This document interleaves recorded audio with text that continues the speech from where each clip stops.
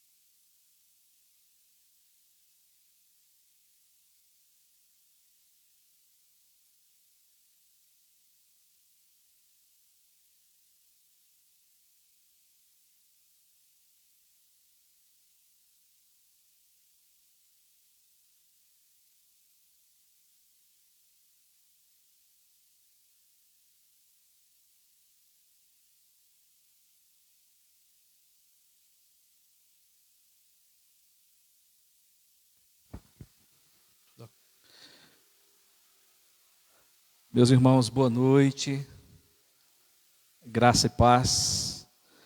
Nós queremos agradecer a Deus por esse momento, um momento que nós voltamos aos cultos online. A igreja hoje não está presente aqui, né, comigo, só o presbítero Jean e a esposa que está ajudando na transmissão. Então nós queremos agradecer a Deus por esse tempo.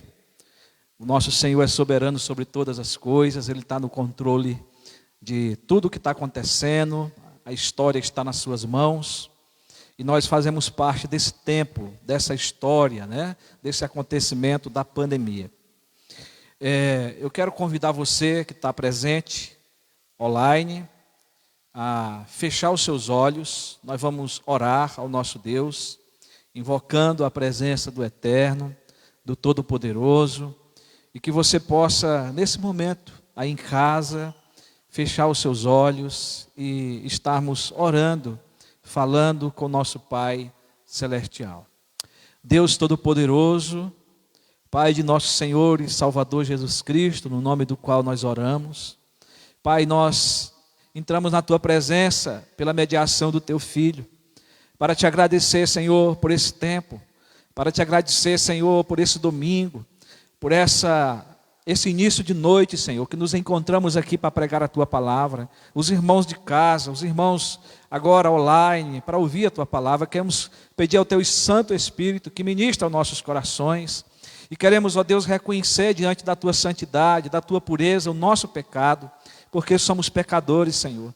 Tu esteja nos purificando os nossos lábios, que o Senhor esteja limpando cada filho teu nesta hora, perdoando os seus pecados, purificando cada um dos seus pecados e purificando com o sangue do teu Filho Jesus.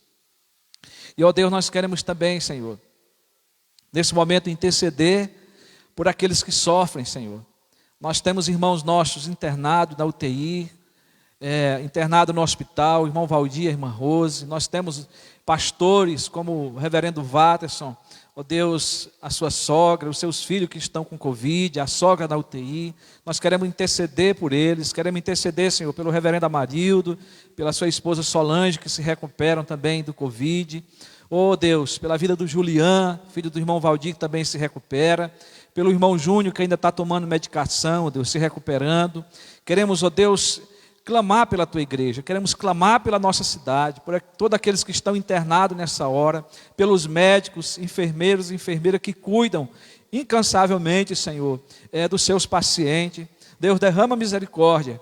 Clamamos pelo nosso país, Senhor, pela a liderança política, Senhor, do nosso país, que o Senhor tenha misericórdia, dê sabedoria e discernimento nessa hora, para que eles possam, Deus, conduzir esse país, comprar as vacinas necessárias, Senhor, que chegue para imunizar, ó Deus, essa população. Ó Pai, nós confiamos acima de tudo na Tua graça, nas Tuas misericórdias, Senhor. E por isso, Senhor, que nós estamos aqui crendo e pregaremos a Tua palavra, porque a Tua palavra fala de graça e misericórdia, de salvação para nossas almas. Por isso, Pai, nós oramos e Te agradecemos em nome de Jesus. Amém. Eu quero cantar um hino que fala ao nosso coração sobre o que Jesus fez por nós lá na cruz do Calvário. É o hino 270. Um hino que muitas vezes nós cantamos na ceia do Senhor, mas fala do desafio, não é, de Cristo se entregar em nosso lugar. O hino diz assim: morri na cruz por ti, e foi para te livrar. Meu sangue ali verti, e posso te salvar. Morri na cruz por ti, que fazes tu por mim? Morri na cruz por ti, que fazes tu por mim? Vivei assim por ti, sofrendo intensa dor, e tudo fez aqui por ser teu Salvador. Morri na cruz por ti, que fazes tu por mim? Morri na cruz por ti, que fazes tu por mim? Sofrer na cruz por ti, e a fim de te salvar. A vida consegui, e agora vou dar. Morri na cruz por ti, que fazes tu por mim? Morri na cruz por ti, que fazes tu por mim? Eu trouxe a salvação dos altos céus favor. É livre o meu perdão, é grande o meu amor. Morri na cruz por ti, que fazes tu por mim? Morri, morri na cruz por ti, que fazes tu por mim? Amém. Graças a Deus por Jesus, que morreu na cruz em nosso lugar. Quero convidar, queridos irmãos e irmãs, você que nos ouve, a abrir a palavra de Deus comigo, no Evangelho de Marcos, no capítulo 15, de 21 até o 41. Nós não pregaremos expositivo esse texto, porque falaremos da morte de Cristo, né, de forma diferente nessa noite, mas eu quero ler esse texto porque é o texto que fala de forma abrangente da morte de Cristo. Então, Marcos 15, 21 a 41. E obrigaram a Simão Cirineu, que passava vindo do campo, pai de Alexandre e de Rufo, a carregar-lhe a cruz. E levaram Jesus para o Gólgota, que quer dizer lugar da caveira. Deram-lhe a beber vinho com mirra, ele, porém, não tomou. Então o crucificaram e repartiram entre si as vestes dele, lançando-lhe sorte para ver o que levaria cada um. Era a hora terceira, quando o crucificaram. E por cima estava um epígrafe, a sua acusação, o rei dos judeus.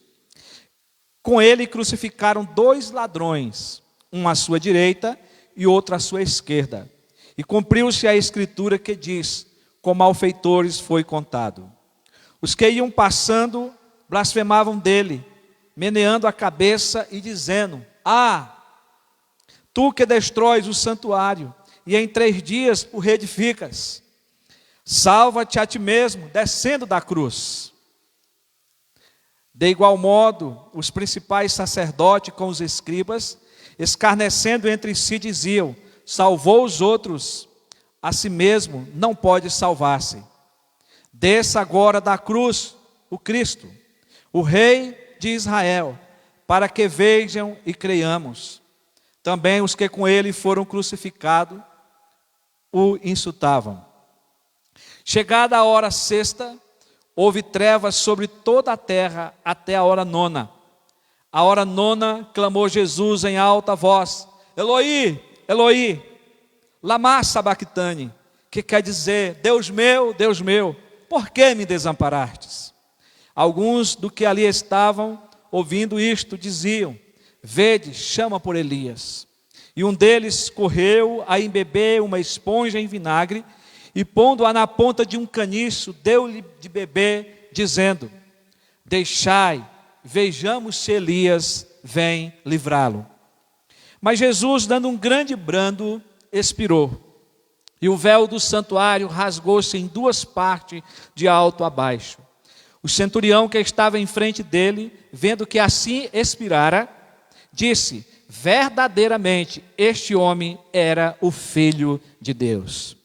Estavam também ali algumas mulheres, observando de longe, entre elas Maria Madalena, Maria, mãe de Tiago, o menor, e de José, e Salomé, os quais com Jesus estavam na Galileia. O acompanhavam e serviam. E além destas, muitas outras que haviam subido com ele para Jerusalém. Que Deus abençoe a palavra lida nesse momento. Nós já oramos, queridos irmãos e irmãs, pela mensagem dessa noite. Nós estamos aí suspendendo a mensagem no Sermão do Monte, a série, né? Durante esse período que antecede a Páscoa, né? No nosso calendário, agora no início de abril, primeira semana de abril, se comemora a Páscoa. E foi justamente nesse período da Páscoa que Jesus foi crucificado. O seu sofrimento, a sua morte, foi o cumprimento de um plano estabelecido pelo Deus Todo-Poderoso. Ele, em sua soberania, na sua onisciência e na sua onipotência, determinou que a morte do seu filho, Jesus, tivesse local, tempo, modo de ser e as pessoas que se envolveriam nesse acontecimento. O fato é que Jesus morreria crucificado na cidade de Jerusalém, e foi isso que aconteceu, no tempo da festa da Páscoa. E as pessoas que cometeriam tal ato seriam os judeus. No entanto, Jesus se entregou de forma voluntária, mesmo que pareça para nós todo aquele cenário, todos aqueles acontecimentos como se fosse algo obrigatório.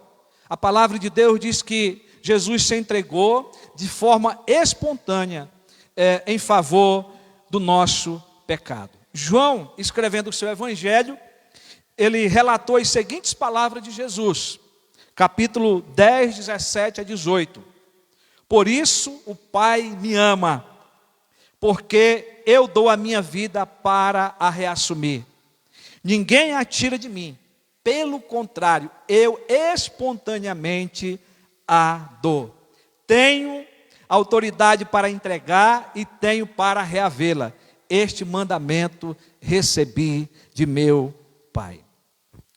Voltando para o texto lido, o evangelista Marcos nos informa que houve um grande esquema contra Jesus. Dali a 2 dias, era a Páscoa e a festa dos pães asmos. E os principais sacerdotes e os escribas procuravam como o prenderiam a traição e como o matariam, pois diziam, não durante a festa, para que não haja tumulto entre o povo. Marcos capítulo 14, o versículo 2. A vontade dos sacerdotes, dos escribas, dos líderes religiosos, era que Jesus seria morto após a Páscoa. Mas Jesus foi morto durante a Páscoa e não depois da festa, como desejava os líderes judaicos. Marcos, ele nos oferece os passos que que levaram Jesus até a cruz, cumprindo assim o plano determinado por Deus. Se você tiver com o livro de Marcos aberto, a partir do capítulo 14, você pode acompanhar comigo. Nós vamos apenas relatar. Ele foi ungido em Betânia, no capítulo 14, 13 a 9, preparando-se para o grande dia da sua crucificação. Foi traído por Judas, capítulo 14, de 10 a 11, 17 a 21. E ele cumpriu o calendário da Páscoa, que seria lembrado no sacramento da ceia. Ele fez a transição da Páscoa para a ceia, capítulo 14, de 12 a 16, e depois do versículo 22 a 31.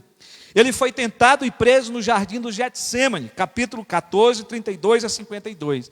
E depois ele foi processado, julgado e condenado à morte, capítulo 14, 53 até o capítulo 15, o versículo 21. Marcos, com a sua narração dos fatos, chega ao cume, não é? Apresentando então aí a consumação da obra de Cristo. Capítulo 15, de 21 a 41, que foi o texto que nós acabamos de ler. E ele deixa claro que Jesus expirou, que Jesus morreu. A Páscoa hoje, ela tem que tratar da morte e da ressurreição de Jesus. Jesus morreu para que se cumprisse as Escrituras, aí diz o versículo 28, para abrir, segundo a Bíblia, um novo e vivo caminho, Hebreus capítulo 14, de 10 a 22, para que o homem possa chegar à presença de Deus. O versículo 38 nos mostra isso. E para que fosse garantida a redenção do homem. E aí nós vamos ver isso lá em Isaías, o profeta, no capítulo 53, de 6 a 8, Lucas 24, 46 e Atos 17, 3. Ele veio para morrer, para garantir a nossa redenção, para garantir a nossa volta para o Pai. Queridos irmãos e irmãs, durante o processo de sua morte, Jesus pronunciou suas últimas palavras na cruz, que para nós cristãos tem um sentido totalmente especial, tão grandioso como quaisquer outras palavras já pronunciadas por outros seres humanos na terra durante todo o tempo. Isto por causa dos seus significados, que são maravilhosos para todo o discípulo de Jesus, para todos aqueles que leem a palavra, para todo aquele que ouve a palavra de Deus. Essas palavras que vamos ministrar a partir de hoje falam da obra e da pessoa de Cristo na cruz de uma maneira comovente, de uma maneira esclarecedora, de uma maneira edificadora e ao mesmo tempo desafiadora para cada um de nós. Com estas palavras, aprenderemos muitos ensinamentos eficazes para a nossa vida. Então, o nosso tema, o nosso assunto é as últimas palavras de Jesus na cruz. E nós iremos percorrer, além de Marcos, os outros evangelhos, porque Marcos não cita essa ordem dessas palavras de Jesus. Mas vamos então percorrer os demais evangelhos. A primeira palavra, ela fala de compaixão e misericórdia. Hoje nós estaremos falando apenas de duas palavras, e até o domingo da ressurreição estaremos concluindo essas 7 palavras. Então, a primeira palavra de Jesus, ela fala de compaixão e misericórdia. Lá em Lucas, capítulo 23, o versículo 34, a parte A, Jesus disse assim: contudo, Jesus dizia: Pai, perdoe-lhe, porque não sabem o que fazem. Jesus, dirigindo àqueles, os seus inimigos, aqueles que lhe crucificavam, Jesus agora ora ao Pai, dizendo: Pai, perdoa-lhe, porque não sabe o que faz. O Senhor Jesus, antes da sua morte, quando estava aí sendo crucificado, ele se dirige ao Deus Todo-Poderoso, ao Pai, e ora. E ele ora por 3 vezes. 3 das suas palavras são orações. Que coisa significante, que coisa maravilhosa, que algo instrutivo. Porque, queridos irmãos e irmãs, o ministério público de Jesus tinha sido totalmente aberto a uma vida de oração. Ele começou orando, Lucas 3, 21. E aqui vemos ele também fechando o seu ministério com oração. Certamente ele nos deixou o maior exemplo para a nossa vida: orarmos, falarmos com o nosso Pai que está no céu. A primeira oração na cruz foi: Pai, perdoa-lhe, porque não sabe o que faz.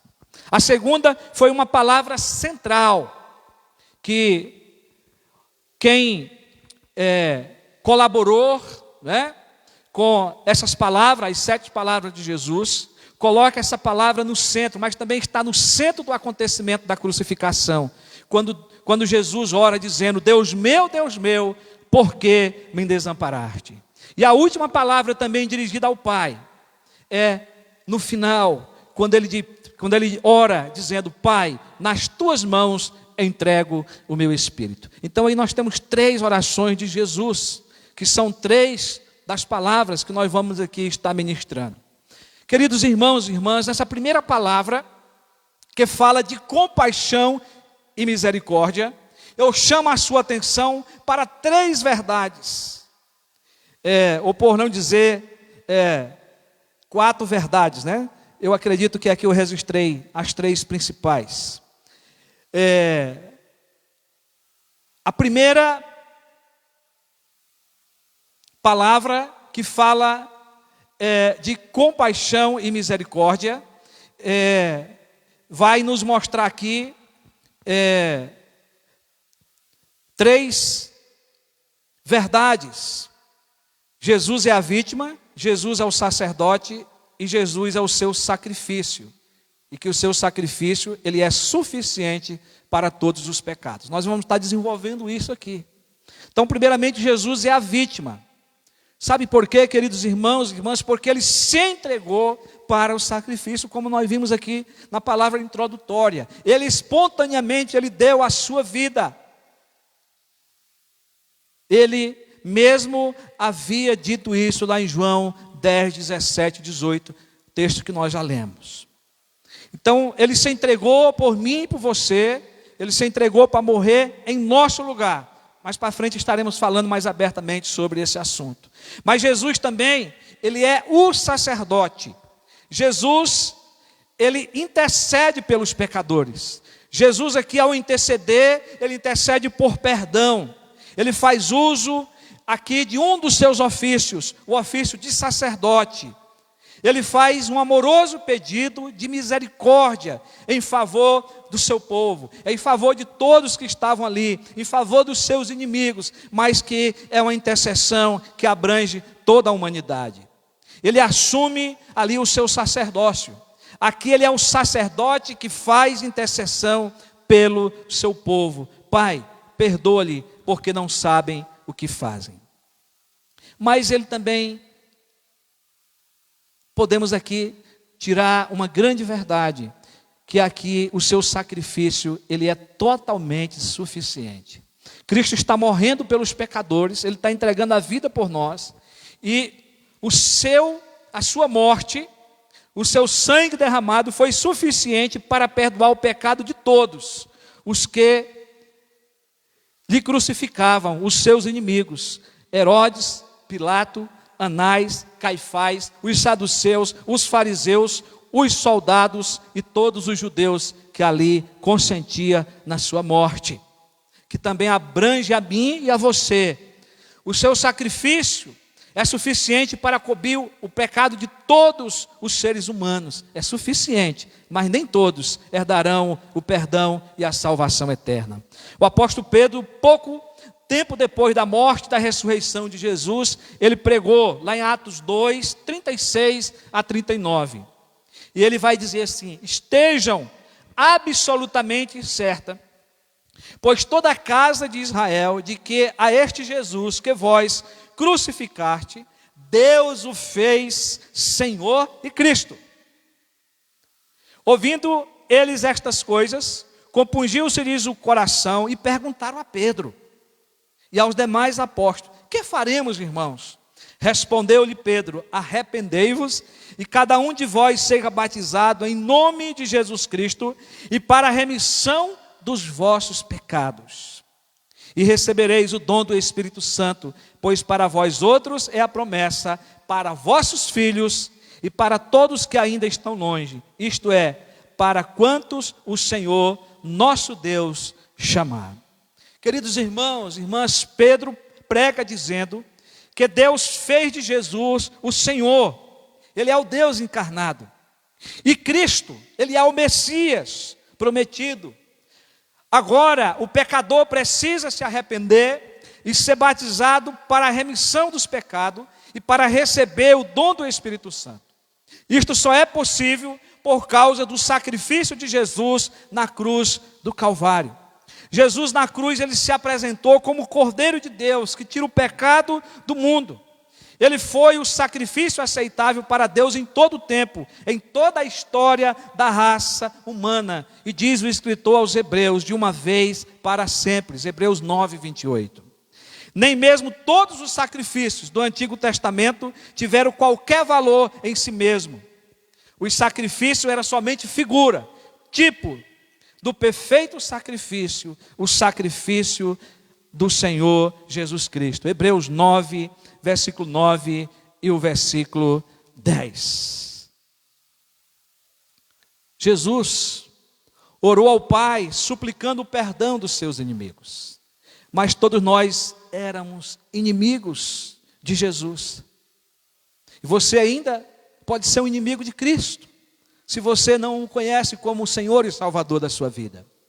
Mas o apóstolo Paulo nos informa, porque se nós, quando inimigos, fomos reconciliados com Deus mediante Jesus Cristo. Então eu e você éramos também inimigos, mas nós fomos aí reconciliados com Cristo, por Cristo, né, com Deus, por intermédio de Jesus Cristo. Então eu e você estávamos sendo perdoados lá na cruz, estávamos sendo reconciliados com Deus, com o sacrifício de Cristo.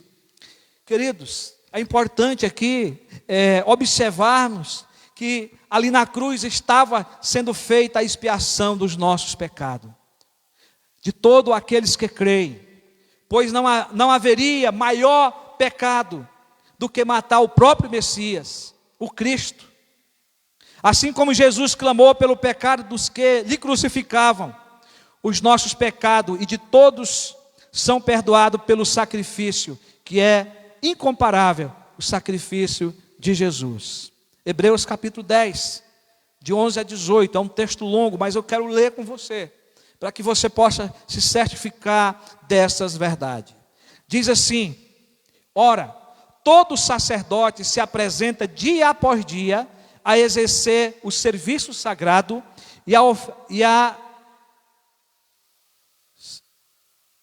Só me perdi aqui.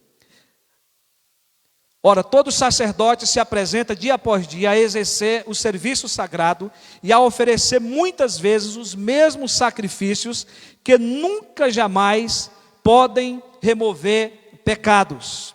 Jesus, porém, tendo oferecido para sempre, veja só, um único sacrifício pelos pecados, assentou-se à destra de Deus, aguardando daí em diante, até que os seus inimigos sejam postos por estrato dos seus pés, porque com uma única oferta aperfeiçoou para sempre quanto estão sendo santificados. E disto nos dá testemunho também o Espírito Santo, porquanto após ter dito, esta é a aliança que farei com eles, depois daqueles dias, diz o Senhor, porei no seu coração as minhas leis, e sobre a sua mente as escreverei. E acrescenta, também de nenhum modo me lembrarei dos seus pecados e das suas iniquidades para sempre. Ora, aonde há remissão destes, já não há oferta pelo pecado. Não dá para nós expormos todo esse texto aqui, mas diante dessas palavras, podemos afirmar que na exclamação de Cristo, pedindo ao Pai o perdão dos inimigos, consta-se o princípio do pecado, que é o desconhecimento de Deus, ou seja, a ignorância quanto à sua vontade soberana e os seus propósitos. Eles não sabem o que fazem. Por isso que era preciso o sacrifício de Cristo. Por isso era preciso que Cristo, como único sacrifício pelos pecados, se entregasse por nós. E é por isso que Jesus, naquele momento, ele vai dizer, perdoa-lhes. Naquele momento, na cruz, ele estava agindo como nosso substituto. O justo estava para morrer pelos injustos. O escritor aos Hebreus escreve depois da morte de Cristo, dizendo que o seu sangue, o seu sacrifício foi suficiente para isso. Mas naquele momento ali, Jesus estava entregando a sua vida pelos injustos. O justo morrendo pelos injustos. Por isso, ele ora ao Pai por perdão. Antes ele havia somente dito, perdoados estão os teus pecados, para diversas pessoas que ele curou. Mas agora ele se entregava, se sacrificando pelo pecado. Agora ele estava sendo sacrifício. Ele não estava mais determinando, perdoados estão os teus pecados. Mas agora ele está sendo sacrifício em nosso lugar. Como homem, ele ora ao Pai, Pai, perdoa-lhe porque não sabe o que fazem. Ele agora não estava mais numa posição de autoridade, onde poderia exercer o seu direito divino. Por esse motivo, ele suplica ao Pai que ele lhes perdoe. Jesus poderia, queridos, nesse momento aqui, ter orado, pedindo ao Pai que os julgassem, que os destruísse, ou ele poderia, como diz a Escritura, ter chamado uma legião de anjos para livrá-lo. Mas não foi isso que Jesus fez. Jesus clamou por perdão. Ele passou naquele momento a pensar somente nos seus inimigos, nos seus assassinos, e ele implorou por aqueles que lhe crucificaram. Ele fez intercessão pelo perdão deles, como sacerdote. Isto é um pedido de compaixão é um pedido de misericórdia para se cumprir as Escrituras. O profeta Isaías profetizou: porquanto derramou a sua alma na morte, foi contado com os transgressores, contudo levou sobre si o pecado de muitos e pelos transgressores intercedeu. Isaías 53, o versículo 12. A palavra de Deus se cumpre. A palavra de Deus, ela está recheada da pessoa de Cristo. A palavra de Deus não existe sem Jesus. De Gênesis a Apocalipse, ele está presente, toda a sua história de redenção. Mas, queridos irmãos e irmãs, nenhum daqueles era digno do seu perdão, nem eu e nem você, nenhum de nós. É graça, nós não merecemos, mas Ele nos concede o seu perdão. Esta é a mensagem do Evangelho: Cristo morreu pelos nossos pecados. 1 Coríntios capítulo 15, o versículo 3. Isto nos ensina que não temos de carregar o fardo dos nossos pecados, não temos que sofrer a culpa deles, porque o Senhor Jesus Cristo já nos resgatou lá no Calvário. Ele morreu por nós. Podemos agora ser perdoados. E podemos agora perdoar também por causa do Calvário, por causa da cruz, porque Cristo morreu por nós. Então, a primeira palavra de Jesus na cruz é de perdão. Ela indica para a expiação, ou seja, para a remissão dos nossos pecados, mas ao mesmo tempo é uma atitude de amor de Jesus para com todos os seus escolhidos. Porque Deus amou o mundo de tal maneira que deu o seu Filho unigênito, para que todo aquele que nele crê não pereça, mas tenha a vida eterna. Foi por amor. O perdão é o real significado da cruz. Embora o perdão seja gratuito, nós podemos ver que não é barato. Custou o sangue de Jesus até a última gota pelos nossos pecados. Quando Jesus orou pelo perdão dos seus inimigos, foi exatamente na base, na raiz das suas necessidades. Todos que estavam ali precisavam do perdão. Isso não quer dizer que todos foram salvos, mas Jesus ora pelo perdão. Devemos lembrar que todos nós também somos filhos de Adão. Todos somos pecadores. Jesus é o segundo Adão que não pecou. Nele não foi encontrado pecado algum. Mas em mim e em você é encontrado pecado. E pela graça de Deus, somos por Ele perdoados. E nós somos uns daquele que Paulo diz, no qual temos a redenção, a remissão dos pecados. Colossenses capítulo 1, o versículo 14. Isto só é possível pelo sacrifício e intercessão de Jesus por nós. A palavra diz que o homem e a mulher, a quem o Senhor não imputa pecado, são bem-aventurados, são mais do que felizes. Bem-aventurado o homem a quem o Senhor não imputará pecado. Romanos capítulo 4, o versículo 8. E foi o que profetizou também Davi, muito tempo antes de Jesus Cristo vir ao mundo. Quem está em Cristo, o pecado nunca mais será imputado novamente. Essa é a nossa posição diante de Deus. Essa é a posição que se encontra eu e você. Hoje só nos resta celebrar e louvar a Deus pelo seu perdão e pela sua justificação, porque Ele, a partir do sacrifício de Cristo ser aceito, Ele nos declarou justificado. Ele aceitou a justiça de Cristo. E agora Ele diz que nenhuma condenação há para os que estão em Cristo Jesus. Romanos capítulo 8, o versículo 1. Mas nós vamos agora para a segunda palavra de Jesus na cruz, que fala de compaixão e salvação. A primeira é de compaixão e misericórdia. Ele ora por perdão. A segunda se encontra em Lucas, capítulo 23, o versículo 43. Quando Jesus diz: hoje estarás comigo no paraíso. Hoje estarás comigo no paraíso. Eram 2 ladrões, e um orou, pedindo para que o Senhor tivesse misericórdia da sua vida. No decorrer falaremos mais aqui desse assunto, mas primeiramente eu quero chamar a sua atenção para o fato de que nada no dia da crucificação foi mero acaso. A palavra afirma que tudo o que aconteceu foi de acordo com o que a mão de Deus e o seu propósito determinara. Atos capítulo 14, versículo 28. Deus tinha declarado, mediante Isaías, que o seu filho deveria ser contado com os transgressores, como lemos agora há pouco. Isaías 53, 12.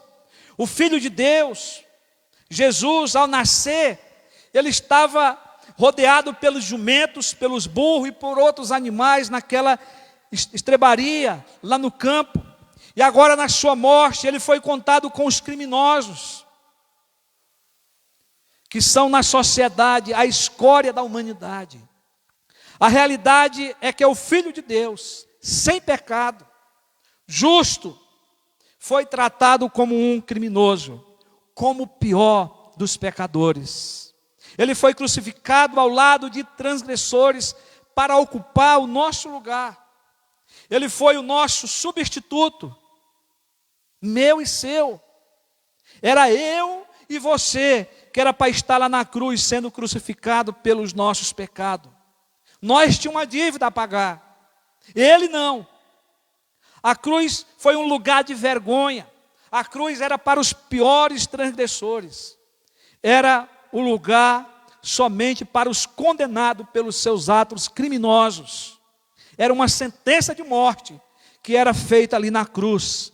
Jesus, naquele momento, ele estava sendo desprezado no meu e no seu lugar.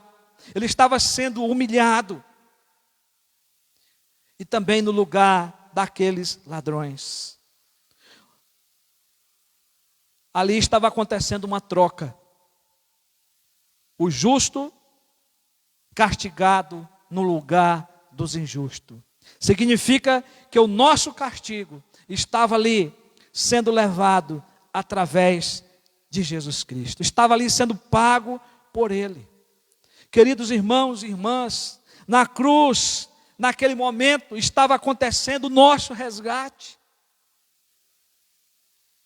Lá em Gálatas, capítulo 3, o versículo 13, Cristo nos resgatou da maldição da lei, fazendo-se Ele próprio maldição em nosso lugar, porque está escrito: maldito todo aquele que for pendurado em madeiro. Ele era maldito em nosso lugar, mas ali Ele estava nos resgatando da maldição da lei e dos nossos pecados. Ele não era escravo de Satanás, era eu e você, que era um escravo. Nós estávamos nas trevas, nós estávamos sem luz, nós estávamos no abismo. Mas Jesus foi até o mercado, dos escravos e nos libertou. Visto, pois, que os filhos têm participação comum de carne e sangue, deste também ele, Jesus, igualmente participou, para que por sua morte destruísse aquele que tem o poder da morte, a saber, o diabo, e livrasse todos que, pelo pavor da morte, estavam sujeitos à escravidão por toda a vida. Aleluia! Foi Cristo que nos livrou das garras de Satanás, foi Cristo que nos comprou de volta. Hebreus capítulo 2, 14 e 15. O seu sangue estava sendo derramado como preço de resgate por nós, pelos nossos pecados. Foi o que o apóstolo Paulo afirmou em Atos capítulo 20, o versículo 28, que fomos comprados com o seu preço, o preço de sangue. A igreja está redimida. E o apóstolo Pedro ainda diz: sabendo que não foi mediante coisas corruptíveis, como prata ou ouro, que foste resgatados do vosso fútil procedimento que vossos pais vos legaram, mas pelo precioso sangue, como de cordeiro, sem defeito e sem mácula, o sangue de Cristo. 1 Pedro capítulo 1, versículo 18 e 19. Queridos irmãos e irmãs, ouvintes, na cruz Jesus estava nos reconciliando com Deus, fazendo a paz, afastou as barreiras que nos separavam e nos reaproximou novamente de Deus. Aqueles ladrões estavam ali, pagando pelos seus crimes. Eles não tinham paz. Havia inimizade entre eles e Deus, entre eles e a sociedade. Mas Cristo estava fazendo aquilo por eles naquele momento. Mas nós vamos ver a diferença entre os dois. O texto que lemos está em 2 Coríntios 5, 18 a 21, que fala da nossa reconciliação com Deus por meio de Jesus Cristo. Ali na cruz, na sua crucificação, ao lado de Cristo estavam os dois ladrões que nós já falamos aqui. O primeiro blasfemava de Jesus Cristo, estava revoltado contra Deus por causa dos seus sofrimentos daquela hora, que eram decorrentes dos seus próprios erros. Mas nele não havia arrependimento algum. Ele disse: não és tu o Cristo? Zombando de Jesus. Salva-te a ti mesmo e a nós também. É como se ele tivesse, em outras palavras, dizendo: se é que tu podes. Lucas 23, 39. O outro ladrão fazia o contrário, ao ponto de repreender o outro, dizendo: nem ao menos temes a Deus, estando sobre igual sentença. Esse homem Jesus está morrendo como nós estamos também morrendo com ele sobre igual sentença. Estamos sendo contaminados, decretada a nossa morte, condenado pelo que fizemos. E nem ele sabia, né? Até que ponto Jesus era totalmente inocente e justo.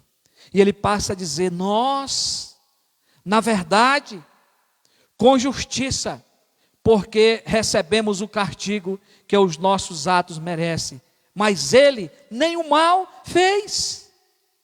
Não havia nada que comprovasse Jesus como um criminoso. Não havia nada que condenasse a Jesus. E agora esse homem, ele está ali dizendo que Jesus não fez nada, que Jesus não tinha por que pagar. Jesus lhe responde com uma palavra de compaixão e salvação. Aquele ladrão estava sendo crucificado por seus atos criminosos, mas Jesus, cheio de graça e de compaixão, aceitou a sua confissão e o seu pedido, dizendo-lhe: em verdade te digo, hoje estarás comigo no paraíso. O ladrão havia dito: lembra-te de mim quando entrares em teu reino. Lembra-te de mim quando entrares no teu reino. E Jesus aceita a sua confissão, o seu arrependimento, e diz: em verdade te digo, hoje mesmo estarás comigo no paraíso. Nosso Senhor primeiro orou por seus inimigos, pedindo que Deus lhe perdoasse. Mas na sua segunda afirmação, ele falou a um pecador arrependido e deu-lhe a segurança de que iria para o céu quando morresse. Faltava pouco para a sua morte. E Jesus lhe dá essa garantia da segurança da vida eterna. Queridos irmãos, irmãs e ouvintes da palavra de Deus, Jesus veio ao mundo para salvar o pecador. Seu nome traz esse significado. Mateus capítulo 1, versículo 21.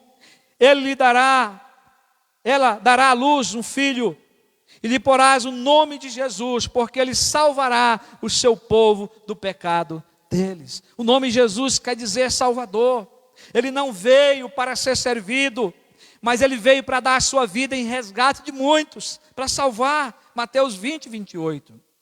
Durante o seu ministério terreno, ele foi ironicamente tratado como glutão, como bebedor de vinho, amigo de publicanos e pecadores. Mateus 11, 19. Mas lá na cruz, ainda estava ali com pecadores, condenado por pecadores, e morreu pelos pecadores, para que se cumprisse a palavra de Deus.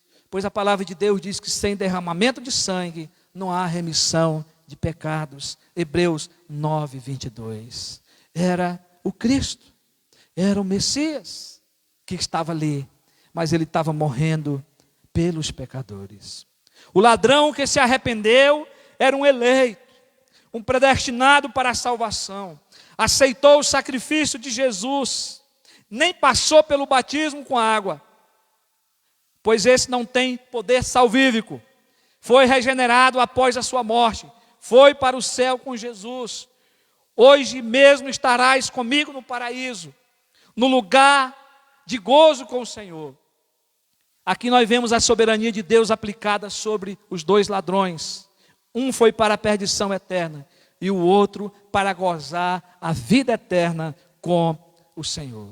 Mas, queridos irmãos, irmãs, ainda em segundo lugar, já chegando para o final da mensagem dessa noite, eu quero chamar a sua atenção para o ensino doutrinário desse acontecimento. Talvez você nunca percebeu isso, talvez você nunca tenha lido sobre isso, mas aqui há 4 lições que são muito importantes para nossas vidas aqui nesse acontecimento.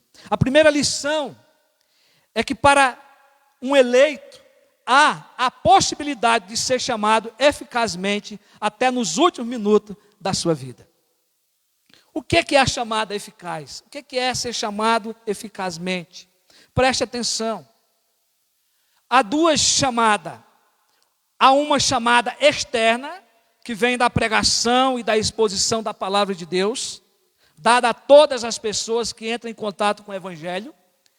E também há um chamado interior, uma vocação interna e eficaz no nosso coração, que essa é operada pelo Espírito Santo de Deus. É Ele que opera o novo nascimento. A regeneração é uma experiência que pertence somente aos eleitos. E essa obra é feita pelo poder do Espírito Santo. É exatamente essa chamada interna que nós chamamos de chamada eficaz. Essa é uma decisão tomada por Deus desde a eternidade. Então, exteriormente, esse convite é comunicado às pessoas através da mensagem de Deus, mas é interiormente aplicada pela ação do Espírito Santo, que cria a fé salvadora. Lá em Romanos 8, versículo 30, Paulo diz: aos que predestinou, pré quer dizer antes, com o destino final, a esse também chamou, e a esses que chamou, a esse também justificou. Foi o que aconteceu com o ladrão que se arrependeu, uma chamada eficaz. Foi o que aconteceu comigo e com você, que já nasceu de novo. A segunda lição é que a salvação e o gozo da vida eterna é uma realidade imediata à morte. Jesus garantiu que o ladrão que se arrependeu estaria com ele no paraíso, momento após a sua morte física. O corpo do salvo vai para a terra e a alma passa imediatamente após a morte a gozar das bem-aventuranças eternas. Jesus, na parábola do rico e o mendigo, diz que Lázaro, o mendigo, morreu e foi escoltado pelos anjos para o seio de Abraão, a casa do Pai, o paraíso, o lugar das bem-aventuranças eternas. E ali as suas lágrimas foram enxugadas, as suas chagas foram curadas, a sua alma foi consolada, longe de todo sofrimento. É isso que acontece com o salvo. Está lá registrado em Lucas 16, 19 a 31. Hoje estarás comigo no paraíso. Mas a terceira lição que nós podemos tirar daqui é que não há uma interrupção de consciência, como se o que morre tem um sono profundo até o dia do julgamento, como muitos ensinam por aí. A palavra dormir na Bíblia vem de uma palavra hebraica que está no Antigo Testamento, em 2 Samuel 7, versículo 12, traduzida como descansar, que significa jazer na morte. Ou seja, se refere a morrer.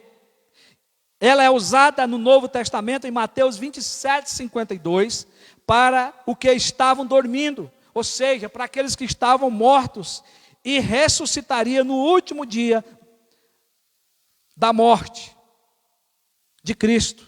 E quando Cristo morreu, diz que alguns sepulcros se abriram e muitos ressuscitaram.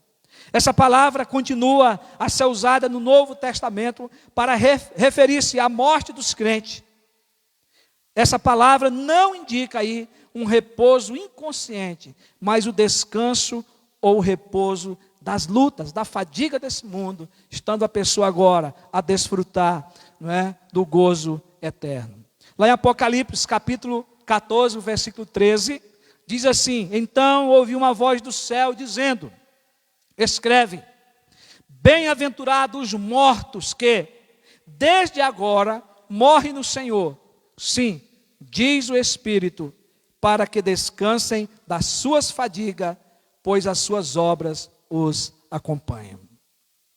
Mas em quarto lugar, a quarta lição e a última, é que não há purgatório. Ou seja, não tem uma escala de purificação para que a pessoa seja admitida ao céu. Aquele homem, após morrer, ele passou a desfrutar da eternidade. Esse homem, como qualquer escolhido e regenerado, logo após a morte, experimentará os benefícios de Jesus Cristo realizado na cruz do Calvário. Veja que são os benefícios de Cristo, e não é o meu nem o seu, não são nossas obras. Eu e você não podemos fazer nada pela nossa salvação. Foi por isso que Jesus afirmou ao ladrão arrependido: hoje estarás comigo no paraíso. Depois da morte, segue o juízo. Hebreus 9, 27 diz: e assim como aos homens está ordenado morrerem uma só vez, vindo depois disto o juízo. Após a morte segue o juízo. A Bíblia diz que está posto um grande abismo entre os que morrem em Cristo e os que morrem sem Cristo. De sorte que os que querem passar do lugar de sofrimento para o céu não conseguem, nem os que estão no céu de voltar para o lugar de sofrimento. Lucas capítulo 16, 26. Não há purgatório. A morte sela o destino. Céu ou inferno? De que lado você está? Concluo com essas duas palavras de Jesus na cruz, dizendo a você que nos ouve e que ainda não confessou Jesus como seu Salvador, que você precisa confessá-lo como confessou esse ladrão. Você precisa coroá-lo como seu Senhor, coroá-lo como o Salvador da sua vida. Você precisa de Jesus. Você precisa, a partir da confissão, viver para agradá-lo e glorificá-lo. Mas é preciso que você reconheça que você é um pecador. É preciso que você volte atrás, se arrependa e olhe para o sacrifício de Cristo, olhe para a cruz, olhe para o Cristo crucificado, olhe para o sangue dele sendo derramado pela sua vida. E peça para que ele entre no seu coração. Se você foi tocado por essa palavra, ore entregando a sua vida a Jesus. Peça para que ele venha morar no seu coração.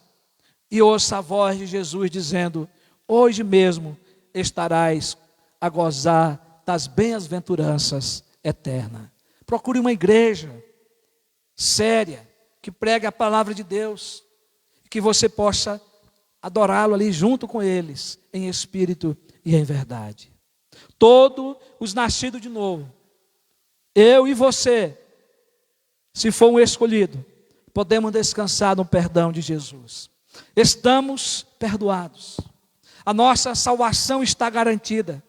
Se morrermos hoje, acordaremos no céu com Jesus. Não tenha medo da morte. A morte é apenas uma passagem para o outro lado. Mas eu quero ainda, nessa conclusão, lhe dizer que também aprendemos com a atitude de perdão de Jesus.